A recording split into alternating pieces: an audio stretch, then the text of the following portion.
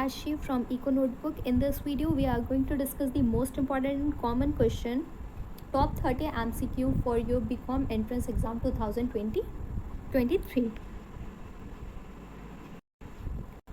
So let's start the video. First question is, Wealth of a Nation is written by. Basically, Wealth of a Nation was given by the Adam Smith, and Adam Smith is also known as a father of economics. He has published his famous book Wealth of a Nation, which was also published in 1776. ये भी आपसे question पूछा जा सकता है, तो आप ये भी याद रखेंगे. Adam Smith is called as a father of economics, and he published the Wealth of a Nation in 1776 में. Okay, next question is, pure theory of a domestic value is given by, is written by. तो फिर basically आपको जो pure theory of domestic value is written by the Marshall, Alfred Marshall. So answer will be D.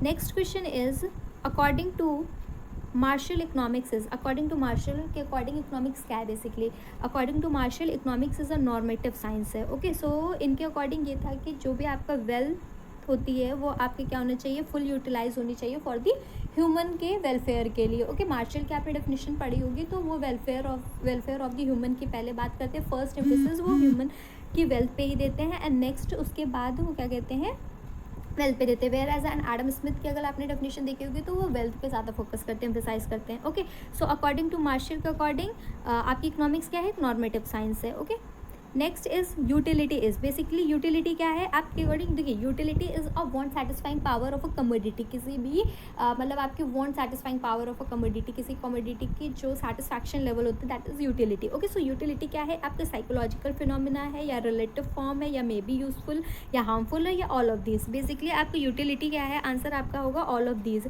Psychological phenomena भी होते हैं, relative form में भी होती है, और आपकी यूजफुल भी हो सकती है यूटिलिटी और हार्मफुल भी हो सकती है utility. Okay, so answer will B D.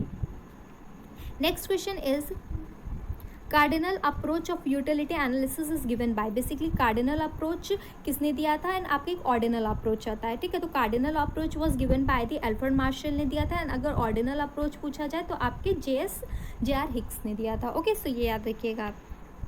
Next आपका है, which of the following is a formula of MU. MU is a marginal utility का क्या बेसिकली फॉर्मूला होता है, marginal utility is equals to the total utility plus total utility n-1 आपका होता है. Okay, ये आपका फॉर्मूला होता है. तो यहाँ पे आपका आंसर क्या है, यहाँ पे total utility of n commodity minus total utility n-1 commodity. Okay, so answer यहाँ पे क्या होगा आपका, answer will be A.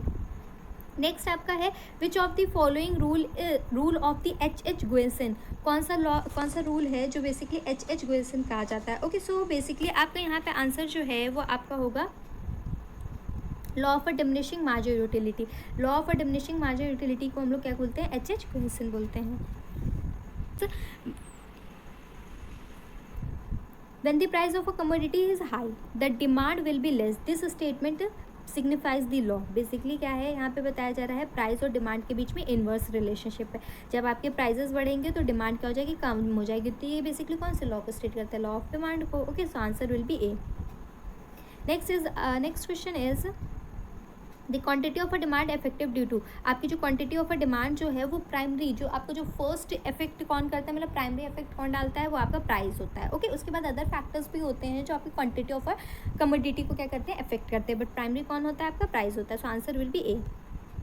Next question is, what is the shape of a demand curve. Demand curve का क्या शेप होता है, basically demand curve का आपका शेप जो होता है, यहाँ पे आपका प्राइस होता है, यहाँ पे आपका डिमांड होता है. ये आपका डाउनवर्ड स्लोपिंग होता है, क्योंकि प्राइस और आपके डिमांड में नेगेटिव रिलेशनशिप दिखाया जाता है, तो डाउनवर्ड स्लोपिंग होता है. तो आपका जो शेप होगा डिमांड कर्व का वो क्या होगा, बेसिकली आपका क्या हो रहा होगा, फॉलोइंग हो रहा होगा फ्रॉम लेफ्ट टू राइट, आपके लेफ्ट से राइट की ओर फॉलोइंग हो. तो आंसर यहाँ पे क्या होगा, answer will be A, following from the left to right की ओर. Okay, then there is a next question, in the case of a given good. Given goods के केस में क्या होता है, बेसिकली गिवन गुड के केस में होता है कि जो आपकी प्राइस इलास्टिसिटी होती है वो ग्रेटर होती है इनकम इलास्टिसिटी के कंपैरिजन में. ओके, सो यहाँ पे आंसर क्या होगा, answer will be B. Next question is, for a given good income effect will be. आपके गिवन गुड में क्या होता है, इनकम इफेक्ट क्या होता है, बेसिकली नेगेटिव होता है. Okay, so answer will be negative. Then there is a article of snob related to, basically आपको स्नोप मतलब आपकी जो लग्जरी गुड्स होते हैं उनसे रिलेटेड होता है। ओके, सो यहाँ पे आपके जो लग्जरी या फिर प्रेस्टिजियस गुड्स हो गए, जैसे कि आपका डायमंड हो गया, रेयर डायमंड हो गया, ये सब क्या है, ये सब प्रेस्टिजियस और आपकी लग्जरी गुड्स में आपके आते हैं। ओके, सो यहाँ पे आंसर जो होगा बेसिकली ये दोनों आपके होते हैं, स्नोप रिलेटेड गुड्स जो होते हैं वो आपके प्रेस्टिजियस भी होते हैं, लग्जरी भी होते हैं। ओके, सो यहाँ पे आंसर आपका दोनों होगा। Next is which have more elasticity, किसमें मोर इलासिटी होती है, लग्जरी गुड्स में क्या होती है, ज़्यादा इलासिटी होती है। Okay, higher elasticity. Next is price elasticity represents, आपकी प्राइस इलासिटी क्या रिप्रेजेंट करती है, प्राइस इलासिटी आपका रिप्रेजेंट करती है प्रोपोर्शनेट चेंज या फिर percentage change in the quantity demand upon the percentage change in the prices. Okay, so ये आपका फॉर्मूला होता है percentage change in the quantity demand upon percentage change in price में आपका जो चेंज आता है। ओके, सो यहाँ पे आपको फॉर्म आंसर क्या हो जाएगा, आंसर विल बी, यहाँ पे परसेंटेज नहीं लिखा है, प्रोपोर्शनेट लिखा है। ओके, सो यहाँ पे आंसर क्या होगा, proportionate change in the quantity demand upon proportionate change in the prices, answer will be A. Next question is value of a degree of a perfect elasticity will be, आपकी perfect elasticity की basically degree क्या होती है, देखिए perfect elasticity की आपकी जो degree होती है वो इनफाइनाइट होती है। ठीक है, तो परफेक्ट इलास्टिसिटी की जो आपकी डिग्री होती है वो आपकी इनफाइनाइट होती है, इनपरफेक्ट इलास्टिसिटी की आपकी जो डिग्री होती है वो ज़ीरो होती है। ओके, एंड यूटिली आपकी इक्वल भी होती है, आपकी जो प्राइस इलास्टिसिटी होती है यूनिटरी होती है। ओके, 1 होती है जहाँ पे ग्रेटर देन 1 और लेस देन 1 भी होती है, हाई इलास्टिसिटी और लेस इलास्टिसिटी होती है। ओके, सो इस डिग्री आपको याद रखनी है, तो आंसर यहाँ पे क्या हो जाएगा, परफेक्ट इलास्टिसिटी क्या होगी, इनफिनाइट होगी।